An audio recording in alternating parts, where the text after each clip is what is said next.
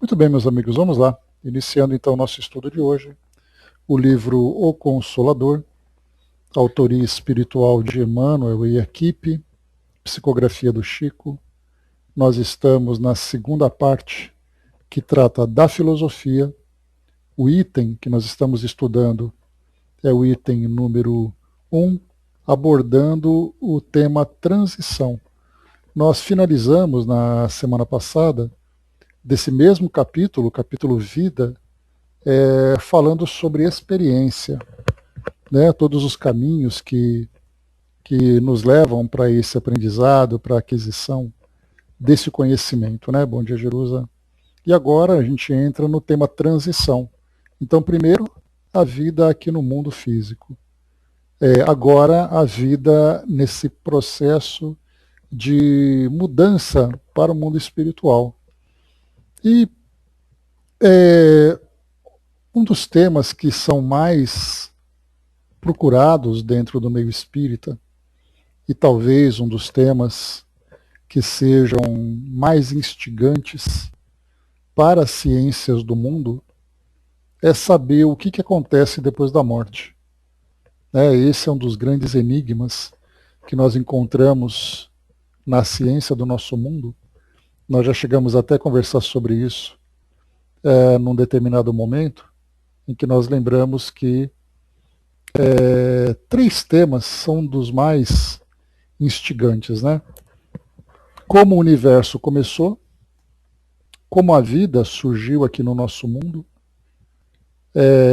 o que acontece depois da morte. Dentre outros, né, se tem vida inteligente no nosso planeta e outros. Mas esse hoje ainda é um grande mistério, sendo motivo de textos, obras, cinema, que fala sobre a vida depois da morte. E a doutrina espírita tem como princípio básico exatamente a possibilidade de comunicação entre o mundo físico e o mundo espiritual. E através dessa comunicação, nós conseguimos compreender a realidade do mundo espiritual a partir das instruções e dos depoimentos que os próprios espíritos trazem para nós. Mas fora do espiritismo, esse ainda é um grande mistério. As religiões do mundo, as principais religiões do mundo, trazem as suas hipóteses, baseados nos textos considerados sagrados, nas suas interpretações, nas fantasias que muitas vezes são criadas, algumas vezes também com dogmas, que são criados para tentar desvendar esse mistério do mundo espiritual. Enquanto que a visão mais cética, a visão mais científica, não tem a possibilidade de trazer qualquer tipo de impressão, de informação sobre esse momento. Até porque a ciência, ela determina que o fim da vida acontece com a morte do corpo físico. E partindo do princípio de que não é possível definir que existe um elemento, um princípio extracorpóreo que continua existindo depois da morte do corpo físico, então a morte é simplesmente o fim. E para a visão da ciência, não é uma negação, lembremos sempre que a ciência não nega, ela simplesmente não tem como comprovar naquele momento. Então ela simplesmente se abstém, e assim deve ser, porque ela não tem elementos para poder estudar o mundo espiritual, por não ter ali elementos materiais que tragam para ela informações para serem estudadas. Então ela simplesmente define que a vida termina com a morte. Porém, a doutrina espírita, então, traz para nós, né, com tantos e tantos relatos e instruções que chegam sobre a vida no mundo espiritual. Portanto, para nós espíritas, a continuidade da vida no mundo espiritual não é apenas um elemento de fé, mas é uma realidade baseada nessa ciência de experimentação, de compreensão daquilo que os espíritos trazem para nós, e até mesmo, né, a partir do próprio controle universal, em que espíritos de todos os lugares, de todas as épocas, das mais variadas condições, trazem os seus depoimentos sobre essa realidade, né? Então, muito bem, aqui nesse item, transição, como a gente viu no início, nós chamamos aqui de transição, que é esse momento popularmente conhecido como a morte, e Kardec usa um termo lá no livro Céu e Inferno, na segunda parte, dos exemplos. O primeiro capítulo, exatamente antes de trazer os depoimentos, as entrevistas que foram feitas com os espíritos, exatamente chamado de passamento. Então, passamento também é um termo conhecido. Então, o momento da transição, o momento do passamento, são formas, né, de amenizar o peso, né, da palavra morte, que para nós ainda é um grande tabu. Tem medo, todos nós temos medo de falar da morte, para evitar exatamente que alguma coisa de ruim aconteça, né? Então, por isso é um tabu, as pessoas não gostam de falar sobre isso. Mas muito bem, nós aqui que não temos esse problema, questão 146, é a primeira questão aqui desse nosso livro. Então é perguntado, né, nos nossos amigos lá do Centro Espírita Luiz Gonzaga, pergunta então a Emmanuel, né, é fatal o instante da morte? Fatal não no sentido de morte, né, porque nós interpretamos duas palavras, por exemplo, que nós utilizamos com muita frequência, com uma determinada finalidade, com um determinado significado, que acabou se tornando para nós uma verdade, né? Então a palavra aborto, por exemplo, o aborto, na nossa visão geral, significa exatamente a interrupção da gravidez. Mas o aborto, na verdade, significa uma interrupção de qualquer tipo de processo. Então nós abortamos a nossa missão, o avião ele aborta a decolagem, nós abortamos a viagem que nós estávamos fazendo. Então a palavra aborto não está diretamente relacionada com gravidez, mas ela está relacionada com um processo que foi interrompido. A mesma coisa acontece com o fatal.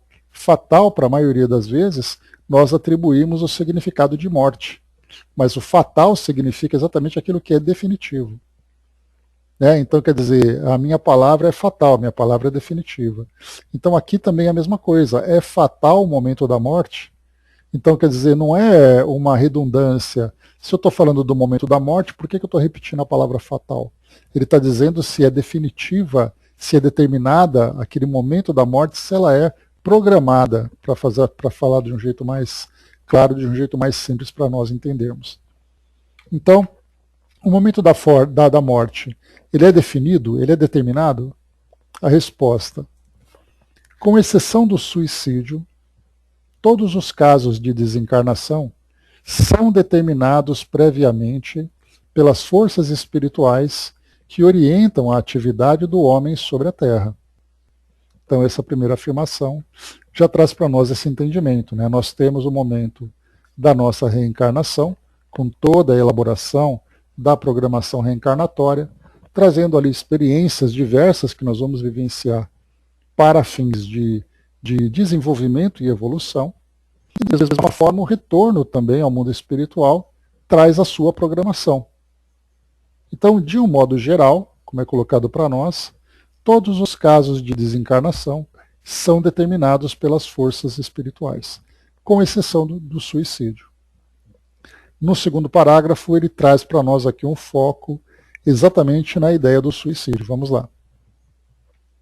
Esclarecendo-vos quanto a essa exceção, devemos considerar que se o homem é escravo das condições externas da sua vida no orbe, ou seja, né, se nós estamos obrigados a viver aquilo que o mundo material oferece para nós, eu sou obrigado a viver aquilo que eu vivo aqui na minha cidade, no meu país, enquanto outras pessoas estão vivendo as suas experiências, aquilo que foge do nosso controle e que faz parte do cenário onde nós vamos desenvolver aqui a nossa programação. Então nós somos escravos, podemos dizer de um modo assim geral, somos escravos dessas condições externas. Se nós somos escravos então dessas condições externas, nós somos livres no nosso mundo íntimo. Ou seja, eu tenho liberdade de fazer escolhas. É a ideia do livre-arbítrio que nós já conversamos, em que eu tenho aquele primeiro nível de livre-arbítrio no mundo espiritual, quando eu tenho a liberdade de escolher, é uma liberdade relativa naturalmente, a liberdade de escolher as experiências que eu vou vivenciar, e isso então é um determinismo. Quando eu reencarno naquela família, naquelas circunstâncias, naquele ambiente e tudo mais. E o segundo livre-arbítrio que a gente comenta é exatamente aquele segundo nível, em que eu não posso escolher o que vai acontecer dentro daquela programação, mas eu posso escolher como eu vou viver essa experiência. Se eu vou viver com determinação, se eu vou viver com desequilíbrio, se eu vou viver, se eu vou desistir, se eu vou me sentir revoltado, se eu não, simplesmente me recuso a vivenciar aquilo. São experiências, e claro que cada escolha que nós fazemos traz para nós uma consequência. Eu tenho um trabalho onde eu sou empregado, e aí então eu decido naquele dia que eu não vou trabalhar. Tudo bem, então, eu não vou trabalhar e as consequências virão. Esse é o fato, essa questão do livre-arbítrio. Então ele coloca para nós aqui que se nós somos escravos dessas condições externas, mas eu tenho a liberdade no meu mundo íntimo, diz para nós então razão por quê, trazendo no seu mapa de provas e tentação. De provas, a tentação de desertar da vida expiatória e retificadora, contrai um débito penoso àquele que se arruína, desmantelando as próprias energias. Então, para muitas experiências reencarnatórias, o desafio, a tentação, a provocação para que o espírito apresente a sua resistência, a sua resignação, a sua resiliência, a sua determinação para vivenciar aquela experiência, é exatamente diante daquilo que vai exigir dele um esforço maior. Porque sem esse esforço, ele simplesmente abandona o projeto que ele mesmo elaborou, que ele mesmo colaborou para a elaboração. Então, as provas que foi colocada para nós, provas difíceis, provas desafiadoras. E eu tenho a escolha de desistir, ou eu tenho diversas escolhas em que eu vou continuar vivendo essa experiência com revolta, com desânimo, com reclamações, com determinação e tudo mais. Né? Então, essa questão do suicídio traz isso para nós. Mas aí no caso do abandono, por exemplo, no momento em que o espírito abandona o seu projeto, significa que ele violou aquela determinação inicial, como foi colocado, todos os casos de desencarnação são determinados previamente. Então nós voltamos a falar sobre o determinismo, né, que nós vimos nesse item anterior a respeito das experiências. Então eu acabo violando essa determinação e isso vai trazer, por causa desse abandono, esse débito penoso, porque nós arruinamos e desmantelamos as próprias energias.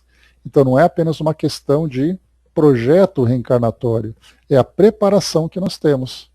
Tem até um exemplo bem interessante, que quando o André Trigueiro, né, que nós conhecemos, ele escreveu aquele livro a respeito da prevenção ao suicídio, um livro que foi bastante comentado no meio espírita e na mídia de um modo geral. Numa de suas palestras ele comentou algo interessante, que quando nós reencarnamos, nós trazemos uma bateria, e essa bateria vem carregada com aquela energia, com aquele fluido necessário para o nosso desempenho aqui na nossa trajetória. No momento em que se interrompe essa trajetória, essa bateria está carregada.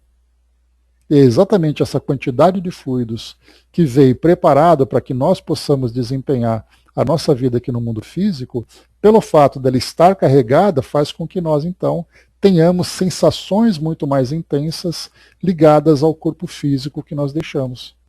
Porque dentro da programação reencarnatória, nós temos, né, Kardec vai falar sobre isso, a respeito das formas de desencarnação, que a gente vai ler um pouquinho aqui, eu vou até pegar aqui o livro para a gente poder falar um pouquinho sobre esse tema. Ele vai trazer para nós exatamente isso. Existe aquela desencarnação que tem pela doença, a desencarnação pela violência, a desencarnação que acontece pela própria evolução da idade.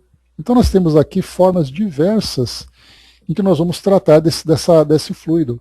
E quando acontece o suicídio, essa interrupção tão agressiva que nós vemos, esses fluidos tem um papel extremamente importante nesse processo, que é exatamente aquilo que vai trazer tanto sofrimento que os espíritos insistentemente falam para nós a respeito dos cuidados, a respeito da importância de nós mantermos sempre, né, essa determinação no cumprimento dos compromissos que nós assumimos.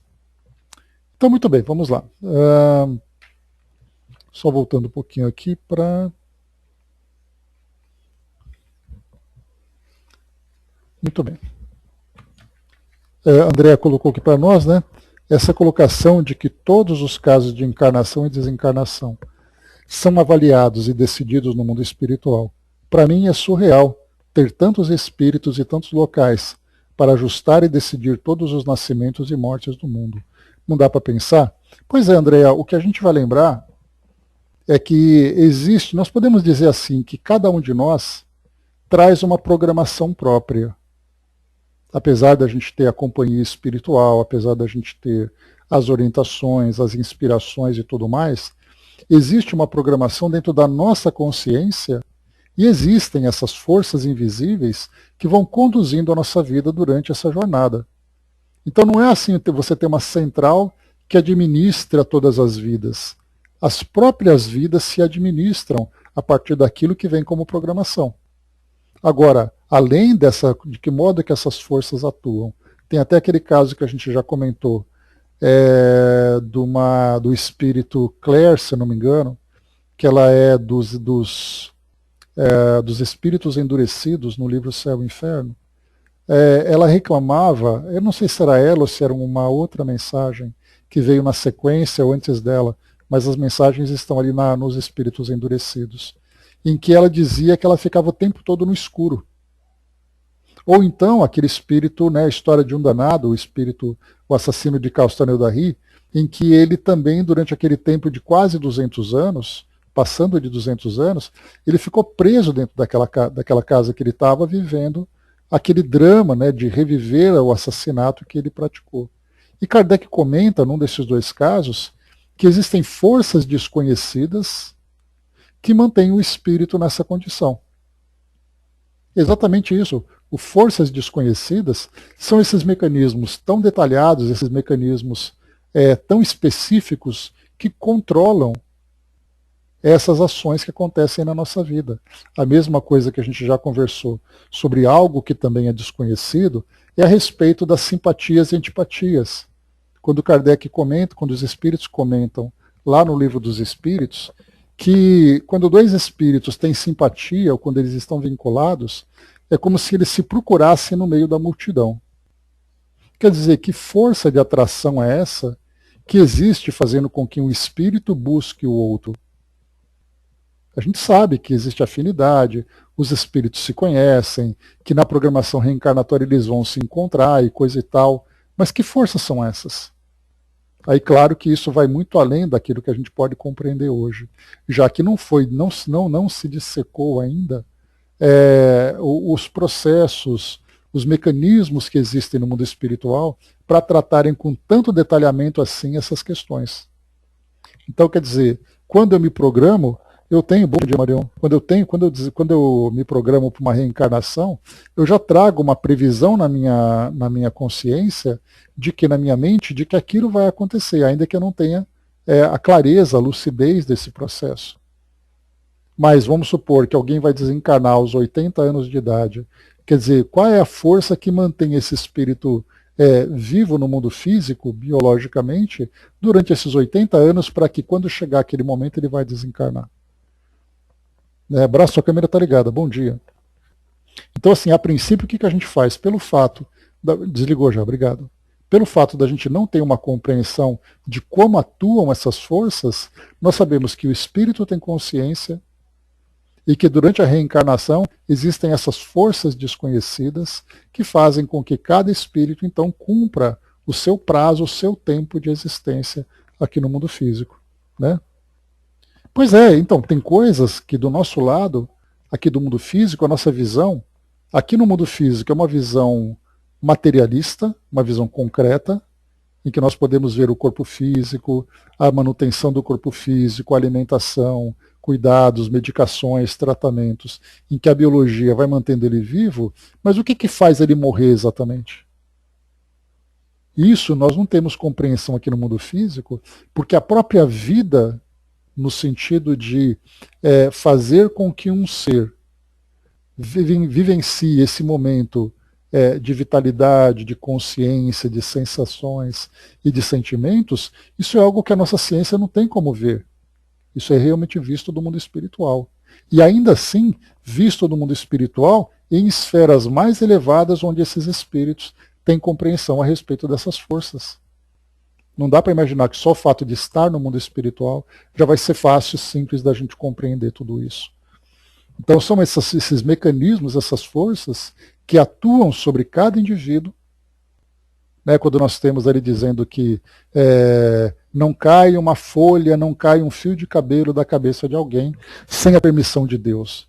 Essa é uma expressão muito poética, mas o fato de Deus ter essa onisciência e tudo aquilo que existe na nossa vida ser regido por leis, essa própria vida que nós temos aqui, ela é regida por uma lei. Só que é uma lei que nós não conhecemos. É aquela lei que mantém o indivíduo vivo aqui no mundo físico, biologicamente, os próprios animais que nós estudamos recentemente no Livro dos Espíritos. Os animais, por exemplo, como é que a gente sabe que um animal vai viver durante 10 anos? Que um animal vai viver durante 100 anos? O que faz ele se manter vivo dessa forma? Então, claro que cada um de nós vai trazer aqui uma opinião mais sábia, uma opinião, tem uma tentativa de opinião mais técnica, mas na verdade nós não conhecemos isso. Não é algo palpável para nós. A gente tenta alcançar pelo raciocínio. Então fica muito mais fácil dizer, Deus sabe o que faz e é Deus que controla. Pronto, quer dizer, não sabemos nada e entregamos para aquele, né, a quem de direito que tem o domínio e tem o conhecimento sobre esse processo. Né? Então vamos lá. Seguindo então a mesma resposta que temos aqui, segue aqui então Emmanuel. A educação e a iluminação do íntimo constituem o amor ao santuário de Deus em nossa alma. Quem as realiza em si na profundeza da liberdade interior pode modificar o determinismo das condições materiais da sua existência, alcançando-a para a luz e para o bem. Os que eliminam, contudo, as suas energias próprias atentam contra a luz divina que palpita em si mesmos. Daí o complexo de suas dívidas dolorosas. Então ele está dizendo para nós que aquele que vive de um modo regrado, respeitando o templo físico, respeitando ali as suas experiências com ações que são equilibradas, sábias, visando sempre o crescimento do espírito, esse vai ter tudo ali que é necessário para a manutenção e para o cumprimento da sua vida aqui no mundo físico. Agora, aquele que de alguma forma acabam eliminando as suas energias de uma forma imprevidente, esse acaba antecipando a sua desencarnação. E que é o que Emmanuel traz para nós aqui no parágrafo seguinte, ele diz assim: e existem ainda os suicídios lentos e gradativos, provocados pela ambição ou pela inércia, pelo abuso ou pela inconsideração, tão doloroso para a vida da alma quanto os que se observam de modo espetacular entre as lutas do mundo. É essa a razão pela qual tantas vezes se batem os instrutores dos encarnados pela necessidade permanente de oração e de vigilância, a fim de que os seus amigos não fracassem nas tentações. Então, quer dizer, esse suicídio lento e gradativo que Emmanuel comenta, trata exatamente daquilo que André Luiz fala lá em Nosso Lar, sobre aquele que é o polêmico suicídio inconsciente. Né? Então, até mesmo, né, eu já trouxe essa visão para vocês de que, como os espíritos nos alertam, que nós temos que ter muito cuidado com as palavras que nós vamos utilizar, para que elas tragam para nós uma visão bem clara, bem definida. Eu não gosto de usar a palavra suicídio, a menos quando o indivíduo tem a intenção de se destruir. Não é a destruição como uma consequência de uma escolha. Ele escolhe se destruir. Aí sim você tem o suicídio. A intenção de acabar com a própria vida. Fora isso, eu prefiro usar outros termos, como negligência, como desrespeito a si mesmo, ou qualquer coisa do gênero. Né? Pois é, Braz, essa questão, assim, a palavra suicídio, eu só gosto de usar para a questão do suicídio. Suicídio involuntário, suicídio inconsciente, suicídio lento e gradativo. Então eu gosto de colocar bem clara, exatamente por essa questão de vocabulário. Ou é ou não é. Dentro da definição, o que é o suicídio? É a autodestruição de um modo intencional. Ele quer acabar com a própria vida. Ele quer alcançar a morte para poder terminar com a sua existência. Isso para mim é suicídio.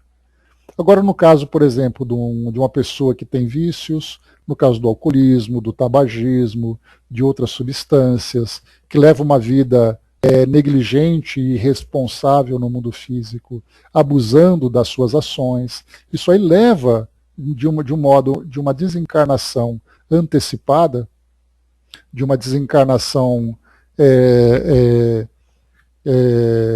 fora daquele momento dele, mas eu não vejo como suicídio. Quer dizer, eu prefiro não usar a palavra suicídio para isso.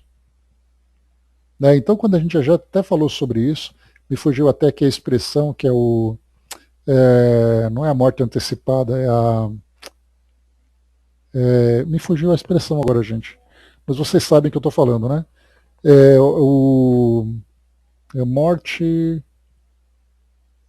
fora do tempo, né? Me fugiu o termo aqui agora. Mas vocês sabem, né? Prematura, isso, obrigado. Prematura. Então, a morte prematura que a gente já utilizou. Essa expressão morte prematura, ela também é uma palavra polêmica, que inclusive a gente já conversou sobre isso.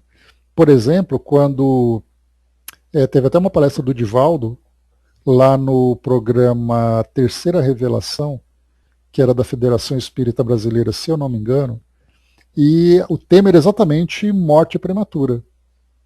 E aí então o Divaldo comentava sobre morte de crianças, que era considerada uma morte prematura. No meu caso, eu não considero a morte de uma criança como morte prematura. Porque se existe na programação daquele espírito ele desencarnar durante a infância, ela não é prematura. Ela foi programada para vir naquele horário. O prematuro é aquilo que acontece antes do tempo definido. Se a criança tem que desencarnar aos 5 anos de idade e aos 5 anos ela desencarna, não tem nada de prematuro nisso. Isso foi devidamente programado. O prematuro é alguém que teria 80 anos de idade, por causa dos abusos ele desencarna com 50. Então eu acho muito errado usar essa expressão, porque a gente tem que tomar cuidado. Quer dizer então que um adolescente, quando ele desencarnou antes da hora? Se estava programado para ele desencarnar, não é assim. Isso é que, inclusive, potencializa, de certa forma, a dor que muitas famílias sentem. De pensar assim, nossa, mas ele morreu tão novo, ele morreu antes da hora. Não morreu antes da hora, ele morreu no momento que tinha que desencarnar. Por isso, então, a gente tem essa ideia. O natimorto também é outra questão, Brás, de aborto prematuro, o espírito que se desprende antes e tudo mais. Né? Mas no caso do espírito que já está aqui encarnado, então a ideia de morte prematura ela tem que tomar muito cuidado com essa expressão. Né? Então, o que é a morte prematura? A grande maioria de nós encarnados acaba desencarnando por morte prematura. Por que morte prematura? Né? Podemos colocar como precipitado, Marion, porque o precipitado, o prematuro, o precoce, é aquilo que acontece antes da hora. E aí sim, nesses casos, está fora da programação. Então, como eu estava dizendo, a grande maioria de nós encarnados acaba desencarnando por causa de uma desencarnação precoce. E por quê? Pelo modo de vida que nós levamos. Os abusos, tem aquele indivíduo que pelo tabagismo desenvolve doenças, aquele que pelo alcoolismo desenvolve doenças, uma cirrose, por exemplo, aquele que por causa de abusos do álcool acaba desencarnando num acidente de trânsito, é aquele que o indivíduo que tem um temperamento explosivo e ele fica arrumando confusão e de repente acontece uma briga e ele acaba morrendo por causa da briga, sendo assassinado, alguma coisa parecida.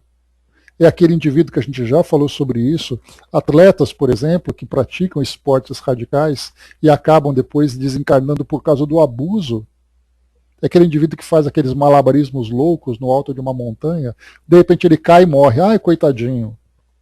Se ele estivesse em casa trabalhando direitinho, e não em cima de uma montanha virando cambalhota, ele não tinha morrido. Então, quer dizer, essas negligências e esses abusos que nós...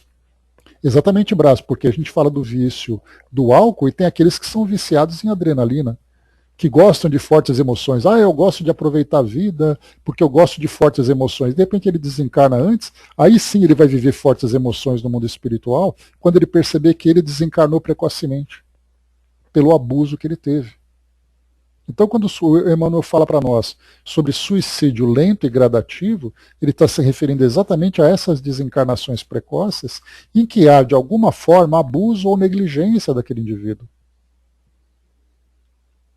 Como eu falei para vocês, naquele belíssimo livro, né, o Juventude Interrompida, nós tivemos ali a maioria dos casos que aconteceu ali, é de casos de jovens que desencarnaram por causa de ações deles que não estavam programadas. Então nós vamos ter o caso, por exemplo, a Sofia, que é o primeiro caso. É uma jovem que engravidou precocemente, olha só, engravidou precocemente, no sentido de que na programação reencarnatória dela, ela e o namorado deveriam se casar, constituir família, e aí então se prepararem para receber o espírito com quem tinham um compromisso. Eles acabaram antecipando essa gravidez. Ela então praticou o aborto porque ela não queria, e por causa do aborto, tendo sangramento e coisa e tal, ela desencarnou. Outros jovens, né, que falavam sobre o distúrbio de autoimagem. O que é o distúrbio de autoimagem? Nós tivemos uma das famosas situações da Karen Carpenter, dos Carpenters, né, da banda, né, daquela dupla. Ela, então, por causa de um distúrbio de autoimagem, ela acabou vivendo, né, aquela anorexia que foi se agravando, emagrecendo e coisa e tal, porque ela se olhava e se via, por causa desse transtorno da autoimagem, ela se via de um modo diferente. E fez o quê? Fez com que ela, então, desencarnasse por causa dessa condição. E se ela tivesse se alimentado adequadamente, ela teria desencarnado daquela forma? Certamente que não.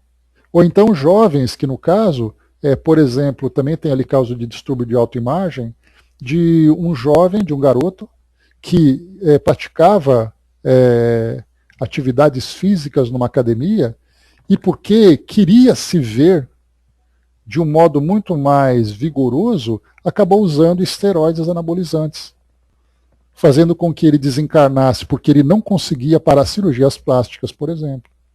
Ele não conseguia, o corpo dele estava uma massa, ele estava um verdadeiro touro. Mas ele continuava usando aquilo, fazendo exercício, porque nunca era o suficiente para ele. Ele acabou tendo uma parada cardíaca e desencarnou. Esses são casos que a gente está vendo de que são desencarnações precoces. Porque o indivíduo não vem para se destruir. Ele não vem para praticar uma autodestruição. Mas quando ele tem ações que são autodestrutivas, isso significa, então, dentro dessa visão, dentro dessa expressão que Emmanuel utilizou, esse suicídio lento e gradativo, que nós chamamos aqui, nesse caso, de abusos ou negligência, qualquer coisa. Que, nesse caso, nós podemos entender como uma desencarnação precoce. E não raras vezes nós temos ali, como eu falei para vocês, a grande maioria da população mundial desencarna desse jeito. Quer dizer, então, que eu venho reencarnar e estava programado na minha existência que eu ia desencarnar num acidente de carro a 120 por hora depois de uma balada em que eu tomei não sei quantas bebidas alcoólicas ali. Quer dizer, eu não me programei para fazer coisa errada. Quem faz coisa errada é porque está fugindo exatamente da programação. Porque a programação visa exatamente o desenvolvimento, o crescimento, a evolução moral. Agora, eu não vim para poder fazer isso. Eu não me programei para poder chegar e viver numa comunidade perigosa e sair trocando tiro com adversários. Não está na minha programação fazer isso. Então existem várias situações ali que nós vamos, claro que tem muitas que trazem detalhes que nós desconhecemos, mas de modo geral podemos entender assim. Então toda a nossa programação visa um prazo que nós temos para o cumprimento de uma programação, para que nós não apenas cumpramos essa programação, mas nós cresçamos espiritualmente, evoluamos espiritualmente, vivendo essa experiência. Toda vez que nós desviamos e que nós distorcemos essa programação, nós estamos violando aquilo que é determinado. Então esse é um grande drama que nós vivenciamos. Né? O que tenho de parentes que fizeram cirurgia de redução de estômago. No Brás, essa questão, olha só, você colocou um tema bem interessante da gente conversar sobre isso. No Pinga Fogo de 1971, se eu não me engano foi na segunda edição, teve a primeira edição que foi em junho ou julho, que foi no meio do ano, e teve uma outra que foi em dezembro. Nessa segunda, que foi em dezembro, foi perguntado para o Chico a respeito de cirurgias plásticas. Se era lícito um espírita, por exemplo, fazer uma cirurgia plástica. No caso da cirurgia bariátrica, ela é uma gastroplastia, não deixa de ser uma cirurgia de correção. Né? O que o Chico colocou é que o problema não é a questão de você fazer uma cirurgia plástica. Muitas vezes a autoestima de uma pessoa, a saúde de uma pessoa depende daquele tipo de tratamento. Que muitas vezes, por causa de um distúrbio orgânico, no caso, por exemplo, dessas obesidades que podem ser mórbidas, que podem ser perigosas, a cirurgia é necessária. O indivíduo não ficou obeso porque ele quis, mas as condições do organismo dele de metabolismo e tudo mais acabaram colocando-o nessa condição de mais gravidade. Bom dia, Dudu. Então, o Chico lembrou assim, olha, uma criança, por exemplo, algo que é muito comum, Brás. Uma criança que nasce com orelha de abano, é aquela orelhinha que fica para frente. Aquela criança ela vai sofrer muitos constrangimentos na escola, com os coleguinhas, porque então muito importante, porque vão sempre colocar ela numa condição de inferioridade. Aí ela faz uma cirurgia de correção e a vida dela se transforma. Uma criança que tem um problema, por exemplo, tem que fazer uma rinoplastia, que é a cirurgia de correção do nariz. Tem que fazer uma cirurgia nos seios, por exemplo, para muitas mulheres. No caso do lábio leporino, é uma correção, é uma cirurgia corretiva. Ela não é estética, né? Então a gente tem várias cirurgias que são corretivas. Outras cirurgias que são estéticas. São essas estéticas que são discutidas. Então, a autoestima de uma pessoa, para que ela possa viver bem, para que ela possa se sentir bem para poder desempenhar as atividades do seu dia a dia, isso é lícito, que o Chico comentou, que isso que é positivo.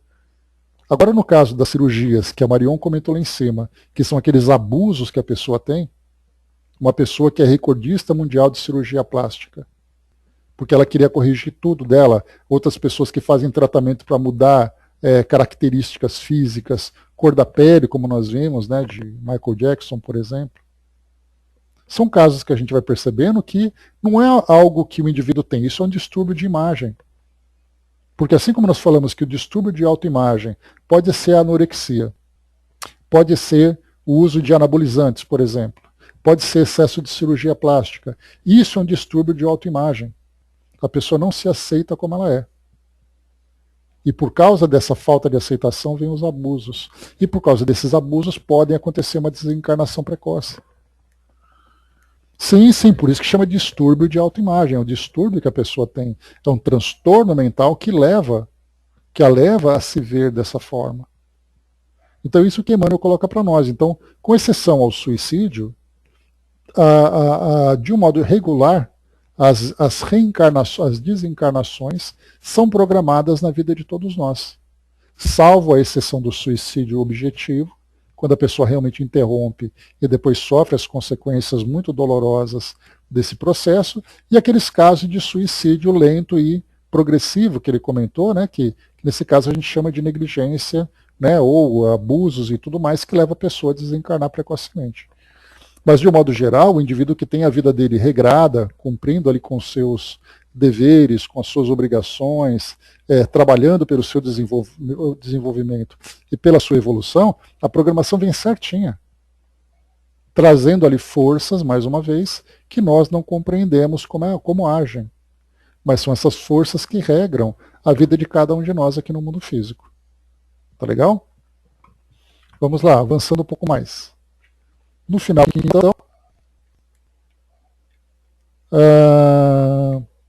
então, essa é a razão pela qual tantas vezes se debatem os instrutores dos encarnados pela necessidade permanente de oração e de vigilância, a fim de que os seus amigos não fracassem nas tentações. Né? Então aqui os espíritos instrutores estão o tempo todo nos acompanhando para que nós ali sigamos certinho naquele caminho que foi não apenas programado, mas muitas vezes escolhido por cada um de nós. Poucos dias vi um nome de transtorno psicológico que nunca pensava. Ablutofobia. Não conheço, Brás, esse nome. O que é? Traz para nós aí a definição. Deixa eu ver, até pesquisar aqui. Ablutofobia. Está aqui, transtorno psicológico caracterizado pelo medo intenso, irracional do medo de tomar banho. Né? Então, ali nesse caso, né, muitas vezes muitas dessas fobias, né, que a gente já chegou a estudar oportunamente sobre isso, são situações em que o espírito traz no seu psiquismo registro de experiências de existências passadas que fazem com que nessa encarnação ele traga esse tipo de bloqueio. Né? Então você tem o medo de tomar banho, você tem o medo de altura, medo de lugar fechado, medo de barata, você tem medo de tudo, né? Então tudo isso algumas vezes, né? Sim, sim. E mesmo assim, Andréia, tem algo interessante, daria um seminário que sem a visão espírita seria um seminário pela metade. Porque você só fala aquilo que a pessoa está vivendo e você traz especulações para entender por que isso acontece. Um transtorno obsessivo compulsivo, por exemplo. Agora, quando você vê pela visão da reencarnação, aí você tem material em que você pode trabalhar com isso. Até quando nós estudamos, pois é, então assim, quando nós estudamos aquelas obras do Chico, e nós pegamos aquele livro que falava das trovas, dos trovadores, né? Tinha até uma trova grandinha ali de 3 em 3 versos, em que foi falando para nós, né, fulano viveu desse jeito, e por causa do abuso aconteceu tal coisa. Então, não era, claro, aquilo genérico, né, mas foram alguns casos, já que foi pedido isso, né, para que ele trouxesse algumas explicações, ele trouxe alguns casos mais específicos, então ele foi falando sobre isso. Então é o caso que a gente tem, né, a pessoa que morreu afogada, a pessoa que viveu na mendicância, sei lá, são situações variadas, cada um traz ali o seu transtorno. Né? Então, os casos inclusive, né, aqueles casos em que esses medos afetam a vida da pessoa. Pessoas que têm medo de voar, por exemplo, em aviões, pessoas que têm medo de andar de carro, olha só, medo de andar de carro. Então, por que isso aconteceu? Não sabemos. Isso é algo que só o seu psiquismo guarda ali a causa desse transtorno. Né? Então, muito bem, é isso. Mesmo assim, vai dar sim. Até porque cada caso, né, tem ali o seu motivo. Muitas vezes você tem duas pessoas que vivem uma experiência parecida, mas com causas diferentes. Então a gente não pode generalizar, né? Teve até um caso em que aconteceu um acidente de avião aqui em São Paulo, um avião da TAM no aeroporto de Congonhas, que na decolagem teve problema no reverso, o avião acabou caindo e todos os passageiros desencarnaram, né? Então ficou aquela ideia, né? O que essas pessoas fizeram para desencarnar ao mesmo tempo? Como se todas elas estivessem no mesmo lugar, no mesmo tempo, numa existência passada e desencarnaram da mesma forma. Ou então aquele caso da Boate Kiss que nós estudamos lá no Rio Grande do Sul, em Santa Maria, quando todos aqueles jovens desencarnaram naquele incêndio, e todo mundo diz, né, aquele é um grupo de indivíduos que no passado colocou fogo numa aldeia e todo mundo desencarnou junto. Não necessariamente. Muitas vezes a experiência serve de aprendizado para vários espíritos que tiveram experiências diferentes no passado. Né, o caso do circo de Niterói, que disseram que todas as pessoas que estavam ali, no caso foi Humberto de Campos, se não me engano, que relatou isso, que todas as pessoas eram relacionadas com o Império Romano, nas arenas lá dos gladiadores e tudo mais. Né? Então, enfim, a gente não pode generalizar porque o mundo espiritual traz ali, cada indivíduo tem ali experiências específicas de acordo com a sua necessidade. Né? Tsunami da lá em Sumatra, né, Brás? Lá em Sumatra. Então foi aquele caso que a gente teve lá também. Todas aquelas pessoas desencarnaram naquele acidente por causa disso. Torres Gêmeas, todas as pessoas desencarnaram por causa disso. Titanic, e etc, etc, né? Aprendi que a espiritualidade durante muito tempo ajustou todos eles para desencarnarem juntos.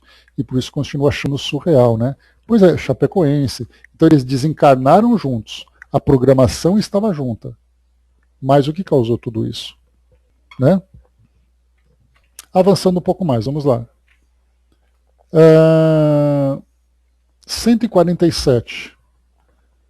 Proporciona à morte mudanças inesperadas e certas modificações rápidas, como será de desejar?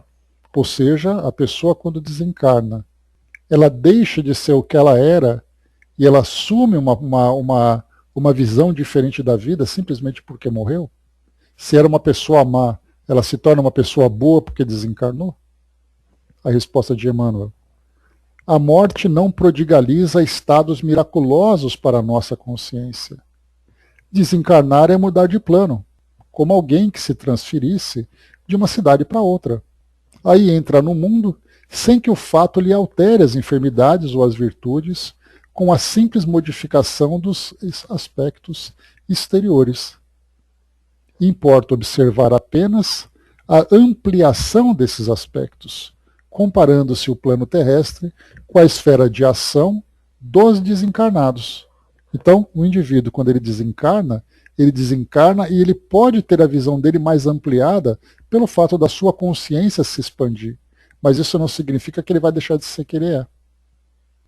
Como foi colocado por Emmanuel, o indivíduo faz uma viagem, aqui para nós nos tempos modernos. Você vai para o aeroporto, embarca, faz o voo e desencarna do outro lado. Quer dizer, então, que o fato de você fazer essa viagem significa que você se tornou uma pessoa diferente do outro lado?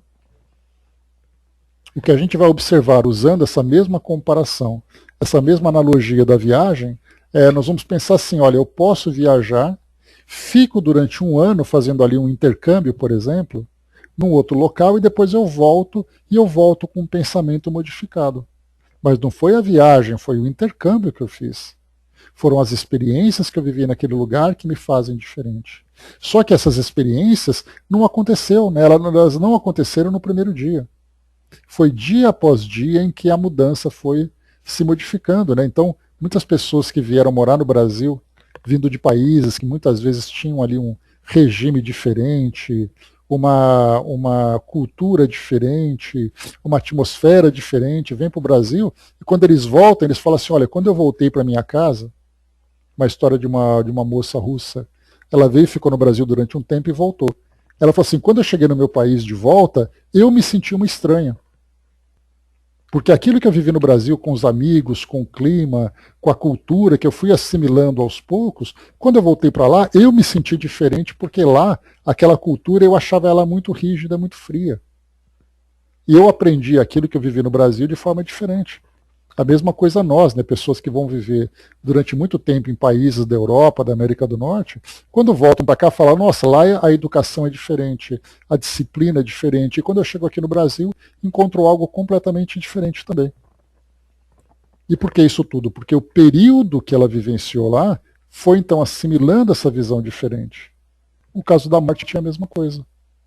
A morte em si não transforma, mas é o indivíduo chegar no mundo espiritual, a sua consciência modificada, a adaptação no mundo espiritual, o aprendizado que vai sendo assimilado, aí sim ele gradualmente vai se modificando, podendo ou não modificar a sua condição.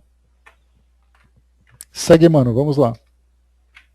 Imaginai um homem que passa de sua aldeia para uma metrópole moderna. Como se haverá, na hipótese de não se encontrar devidamente preparado, em face dos imperativos de sua vida nova? Ou seja, né, como é que ele vai, vindo de uma aldeia, chegar numa grande metrópole, como é que ele vai se adaptar? Quer dizer que o fato dele pegar um ônibus, sair de um lugar e chegar no outro, ele já vai chegar já entendendo a dinâmica, toda a visão que ele tem que ter daquele grande movimento, daquele grande aglomerado de indivíduos? A comparação é pobre, mas serve para esclarecer que a morte não é um salto dentro da natureza. A alma prosseguirá na sua carreira evolutiva sem milagres prodigiosos. Os dois planos, visível e invisível, se interpenetram no mundo. E se a criatura humana é incapaz de perceber o plano da vida imaterial, é que o seu sensório está habilitado somente a certas percepções, sem que lhe seja possível, por enquanto, ultrapassar a janela estreita dos 5 sentidos. Então, quando nós estamos aqui no mundo, que é o que acontece com a grande maioria de nós aqui encarnados, que nós olhamos para o mundo como sendo essa a nossa realidade. Os nossos 5 sentidos, visão, audição, fato, paladar e o tato, são esses sentidos que me fazem interagir com a vida. Mas para nós que somos espíritas, nós temos essa percepção do mundo espiritual, vendo que o mundo físico não é a nossa realidade definitiva. Ela é uma realidade temporária, sem que nós percamos o contato com essa realidade verdadeira da nossa condição de imaterialidade. Seres imortais vivendo uma vida imaterial. Essa é a nossa realidade. O que nós, enquanto espíritas, podemos extrair desse entendimento e aplicar na nossa vida é interagir com o mundo material pelas necessidades que nós temos de sobrevivência, de manutenção, de aprendizado que nós temos. Por exemplo, se eu quero estudar, eu preciso me locomover. Para me locomover, eu preciso de recursos, preciso da minha alimentação, preciso de uma roupa que seja adequada. Isso tudo diz respeito ao mundo material.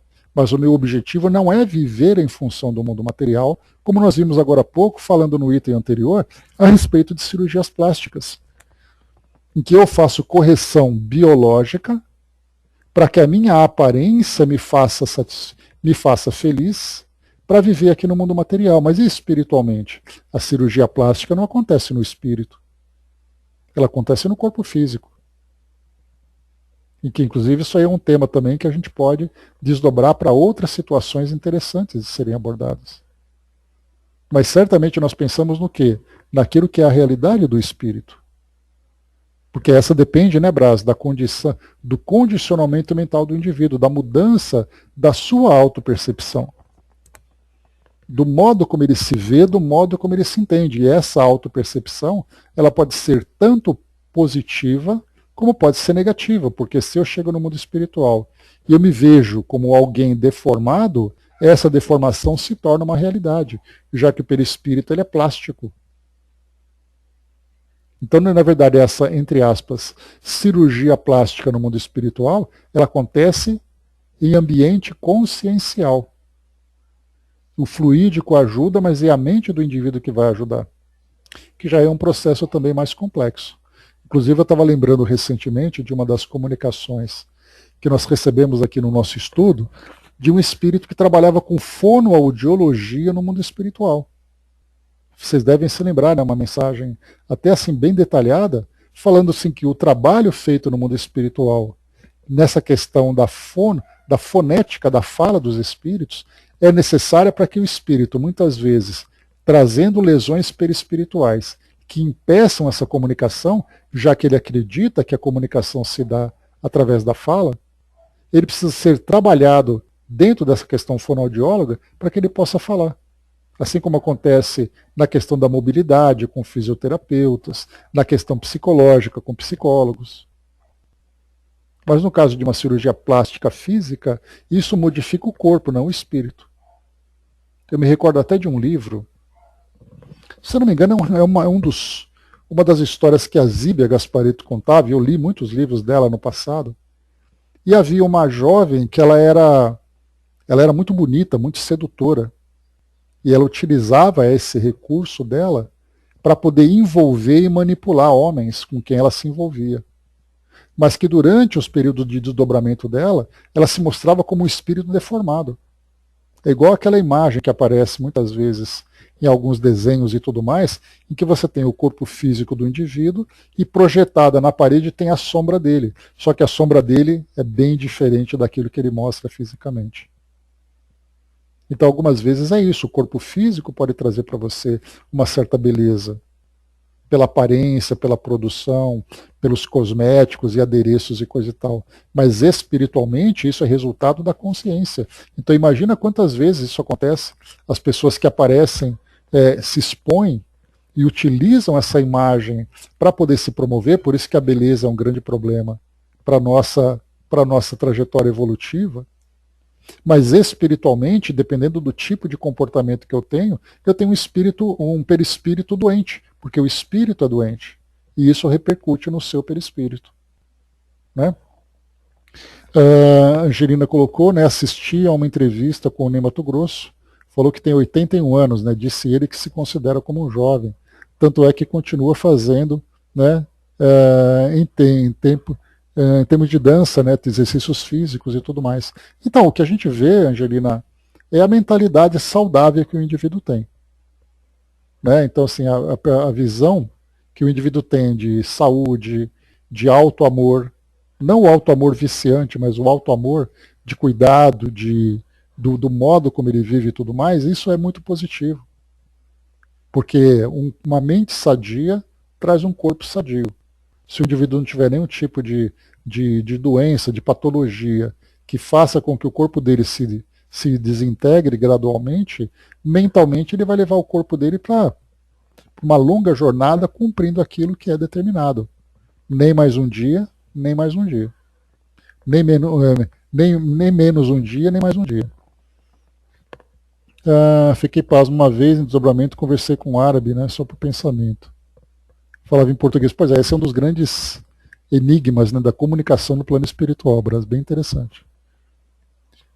Marion colocou, né, tem uma história engraçada que eu vi uma vez.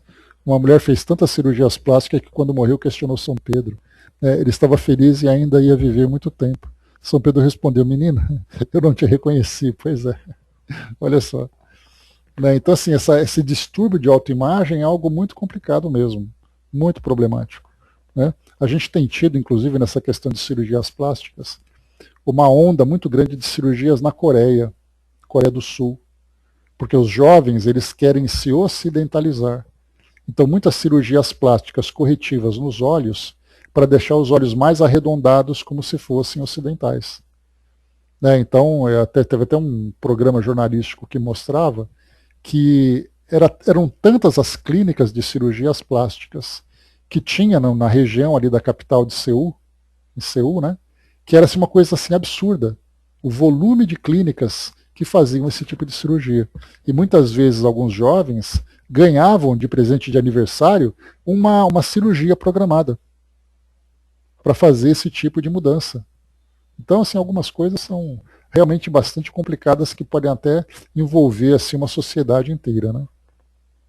André colocou, né, quem fica velho é a cabeça, né? Precisamos aceitar as mudanças no corpo. Né? Na maioria dos dias tenho 40, né? Mas sei que o corpo tem muito mais. Né? Pois é. O corpo perece, né? Mas a mente ela progride, né? A mente evolui. Assim que é bom. Nos ossos, né, da perna, que para ficarem mais altos, né? Fica imaginando a dor que sentem. Né? E depois também tem, né? Ninguém quer ser National Kid, né? Pois é, Highlander, né?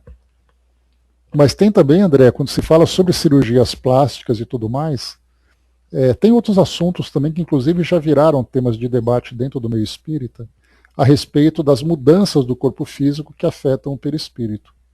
No caso, por exemplo, de tatuagens, de cirurgias plásticas, de adereços, né, como piercings, como alargadores de orelha, essas coisas todas. Né? Então esse também é um tema bem interessante da gente conversar, né, oportunamente, não sei se Emmanuel vai tratar desse tema aqui, mas a gente pode abordar sobre isso também, que isso aí já gerou muitas discussões, inclusive surgindo de uma forma fantasiosa, né, o Vale dos Tatuados. Olha só que coisa que surgiu isso lá para o começo dos anos 2000 surgiu esse assunto. E aí o Richard Simonetti, o Divaldo, todos eles trouxeram esclarecimentos publicados em livro, inclusive, falando sobre isso. Falando sobre aquilo que acontece no corpo físico, se afeta ou não o perispírito e que tipo de alteração tem. Pessoas que fazem cirurgia, né, uma jovem que nos procurou no nosso trabalho que fez uma esterectomia, né, retirou o útero, e a pergunta era, quer dizer que no mundo espiritual eu serei um espírito também mutilado e não conseguirei engravidar numa próxima encarnação? Questões assim que foram tratadas. Vasectomia e dentre outras situações. A gente oportunamente pode tratar sobre isso para trocar um pouquinho de ideias. Tá bom? Então é isso, gente. Fechando por aqui o nosso estudo de hoje. Começamos, né? O que afeta, Dudu, é a mente, né? Não é o que acontece no corpo físico, né? Muitas vezes, né, aquilo que o espírito assimila como sendo a sua realidade, então tem aqueles indivíduos que se tatuam todo, né? Se ele mentaliza que aquilo é parte da sua realidade, isso se manifesta no seu perispírito. Agora, no caso de uma cirurgia, por exemplo, que o indivíduo desencarna, e aquela cirurgia era necessária para a sua saúde, mas ele não assimilou isso mentalmente, o seu perispírito está dentro da sua constituição natural, e sua próxima encarnação vai ser, né, exatamente, né, a sua próxima encarnação vai ser absolutamente saudável. Né? Então é isso aí, né? Varia naquela época, né, que tatuava, o começo da tatuagem era quase só pessoas drogadas, né? Era até um tabu, né, Brás? Pessoas tatuadas não arrumavam emprego, eram consideradas como delinquentes e tudo mais, né? Então tem várias situações que vão acontecendo, inclusive com imposições religiosas, né? Você faz uma tatuagem e você vai para o inferno, né? Então tem coisas assim que durante muito tempo se tornou parte de uma verdade, entre aspas, de muitas religiões e muitos indivíduos. E se tornou tema de debate também dentro do meio espírita. Nós vamos falar sobre isso tão oportunamente, né? Mas é isso, pessoal. Encerrando por aqui o nosso trabalho. Fizemos então 146 e 147, aqui do nosso livro O Consolador, falando sobre transição. Temos vários outros temas ainda que chegam para nós a respeito da morte, né? Qual é a condição do espírito após a morte? Então, falaremos mais sobre esse tema nos nossos próximos encontros. Bem interessante para nós estudarmos. Fechando por aqui, então, pessoal, o nosso estudo de hoje.